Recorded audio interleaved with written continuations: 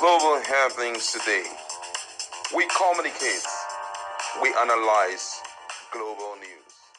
Stay tuned. Hello beautiful people, welcome back to our channel. The die is cast, the stage is set, tables are turning, and it's turning very fast. I guess Martin Amaewhule and the 25 lawmakers are not seeing this coming at all. A lot of Nigerians are waiting to see the CTC, that certified true copy from the Supreme Court. A lot of things have been addressed, and the truth is, according to Professor Anthony, who is a constitutional lawyer, a professor at that, is saying, and literally quoting, that with perjury, Martin Amaewhule and others are liable for 14 years imprisonment. They should really be coming down in their pursuance of whatever rights they're claiming, because a lot of things they have done in the build-up of their career of this particular elected offices they are holding till now points to perjury, and all it takes is the rightful move, and they may just be dancing around 14 years imprisonment. He didn't stop there. He talked about the jurisdictions.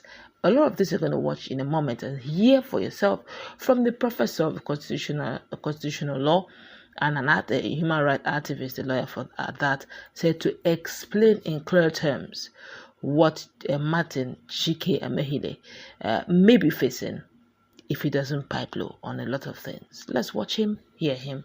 My colleague and I will come back for more analysis on this. Caution again. I prefer to use the word caution instead of warning. Let me also caution Honorable Martin Amaewhule that he went to a federal high court in Abuja, and in his statement on oath, he swore that they defected paragraph 16 of that statement of oath, which is swore on the 13th of December 2023, that he defected and moved over from PDP to APC. That thing, now that he's changing his grammar, it is lying on oath.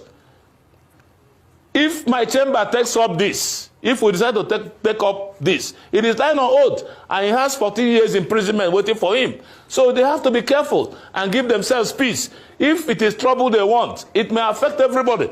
It is not the way to go. They really have to know that it is peace that their people need.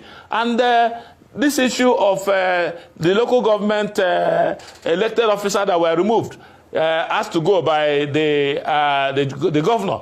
I also think that the governor acted in a haste, because I can tell you verily, local government elections, the Supreme Court does not have jurisdiction. Anything could have brought up that issue of local governments before the Supreme Court, and then they made some, they took some positions. That does not mean they have jurisdiction. That before the state independent electoral commissions can conduct elections, they need to collect a register from INEC. Is not enough to confer jurisdiction. After all, National Assembly members or elections, House of Reps, House of Senate, it does not also get to Senate. It only stops at the House of the Court of Appeal. Local government elections, the first panel that will sit is to be chaired by a magistrate in all the states in Nigeria, chaired by a magistrate, and it's called a panel. The appeal, which is the highest appeal, is to be chaired by a judge of the state high court. The Supreme Court does not have jurisdiction. And of course, the Supreme Court will not blame them. It is only if that attention of theirs was drawn to that. So this judgment, the CTC needs to be gotten and then studied. And then it will not become clear those that are ratio decidendis that are supposed to be implemented, and those that are obiter dictums that are not supposed to, be seen as decisions of the court. It's important and imperative, therefore, that they take it easy, because the way they are going, it is wrong. Like what I said, this issue of perjury, the man that is also pursuing and making trouble, perjury is a big problem. 14 years imprisonment. It's not, no, so I urge them to take it easy. They have not come to serve themselves, but to serve the people of Rivers State, and abandon this selfish bickering that they are embarking on. The Supreme Court had earlier before now, in the case of, I think, Adekule, said that you cannot stop local state allocations. But now there is a change in our jurisprudence. They have said that's why we need to see the CTC of that judgment and know why and how they arrived at this decision. And if you also look at it, you discover that freezing an account of a state, you will be punishing the entire people. Workers will work, they won't get paid. It is an aberration, but ordinarily, nobody will blame the Supreme Court for now because you don't know what were presented before them. You don't know actually what they saw. That's why we're asking for the certified true copy. And again, that human beings no human being is infallible. The Supreme Court is only infallible because the Supreme Court is the last court. You will agree with me that if there was any other court ahead of the Supreme Court, some of their judgments also could still have been overturned, just like that of the Court of Appeals at times are overturned by the Supreme Court. So nobody is infallible. And that is why they really have to check it and see what they are doing. This brigandage will not help anybody. That is the truth. Chike Amaewhule filed this suit, and in his affidavit, he said, statement on oath, he said on oath that they have defected from PDP to APC. It's here. The stamp of the Federal High Court is here. So I don't understand the kind of the country we're now running into. But like I said, it depends on what you have brought before the justices. The judges, even if somebody fights at the gate of a court, unless you come and report to the court is not obliged to begin to inquire. It's only what you say before the court that will guide them. So, but whatever it is, the people of Rivers State, whichever group, should know that they are one family and should work as a team. Harassing the governor will not take them anywhere. All right, welcome back. It said a lot. First was the perjury. And the fact that it's in public domain. Hey, Martin Amaewhule opened up, signed an affidavit, withdrew the affidavit, and it is there in our constitution where you, especially as an adult, you willfully swear an oath, and only for you to deny and withdraw. It's not as if you're under compulsion. That's perjury, and there is stipulated punishment for it. Will the law also be misinterpreted or twisted simply because it wants to favor a few? And the fact that he says something that most Nigerians do not know. In fact, he literally said that Fubara acted hastily in dissolving the local government chairman. See, the power of not knowing the constitution. He said because Supreme Court really does not have jurisdiction on that matter.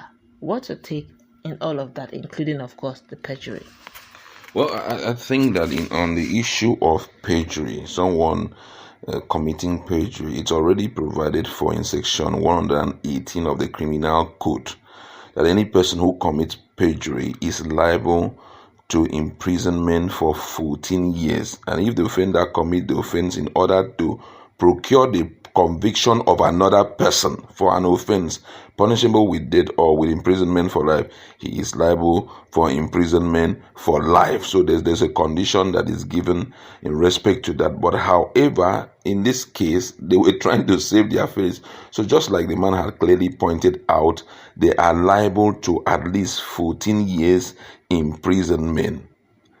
But, when I had a little idea, when I saw the content of the CTC, how it was being interpreted by Supreme Court. When I saw it, because a lot of media outlets have gotten in, and when I looked into it, I think it's 63 or 68 pages. I was shocked the way the whole thing was being interpreted. It's a Supreme Court. I believe that if Supreme Court was not the highest court in the land, there was another court, there were a lot of things a lot of persons would have pointed out and said this thing is inconsistent with the provision of the Constitution. But unfortunately, they are the highest. Say after them it is God. You understand? But however, with the issue of perjury coming in, I think it should be a new case altogether that similar Fubara should push ahead. No matter what happened, one thing that is certain is that these are adults. They were not forced. Neither was there any form of political pressure on them that caused them to cross carpet. Because number one, even PDP in Rivers State or National did not have any issue. So a situation whereby the interpretation is like it's because of that the issue of defection was brought. because from day one, the governor was subverting all in handling issue. He wanted to be the only cock crowing, that he didn't want any legislature to be around and all of that. He wanted to run the show by himself. So we don't care about the defection. I've never in my life. For example, someone comes out and says, the reason why I went and stole is because I have not eaten for days. And a judge now decides that he's not going to consider the fact that stealing is a crime, but that he's hungry. Government, why did you allow this man not to get a job? And now he has gone and stolen. We don't care about whether he stole or not, but we blame the government. I've never heard such a case before in my entire life. And that was exactly what happened there. But come on, there's Supreme Court. Nobody can castigate. Nobody can say we go against their jurisdiction. That's why this issue of perjury, I don't know how it's going to be handled, because if after looking at the content of that CTC and I saw how the thing was driven home, I mean the judgment was driven home by Justice Ajim, I personally, I'm not a lawyer, but come on, I have much idea about law. At least I've studied business law.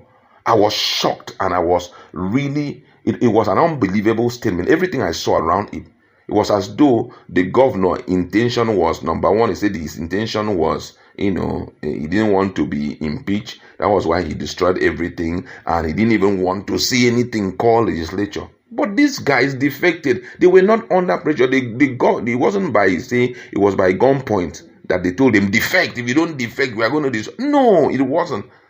There was nothing like that. So the issue of perjury coming in, I don't know how it's going to be handled, but according to the criminal code, it is a crime, and you must be given 14 years imprisonment. And I think based on everything that have been rolled out, I think that one should be a fresh case. It's not something that they need to link it up with anything. It should be a fresh case on its own with provable evidence everywhere.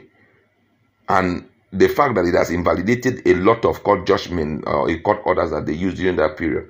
So I feel that at this point, Fubara should, if he is looking for legal way of, ensuring that he deals with them, he should go ahead. But if he feels that it's okay, that he needs peace in Rivers State, maybe let him continue ruling. And some of the things the man had also mentioned, especially in the issue of, local government election and all that, I think that one needs huge clarity, because it is expected that there are some provision in the Electoral Act which they did not follow.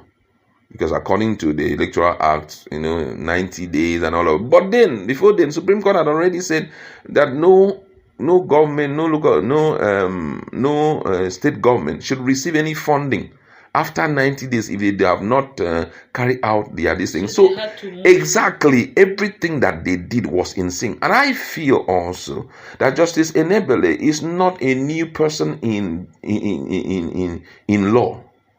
So I believe the man knows what he was doing.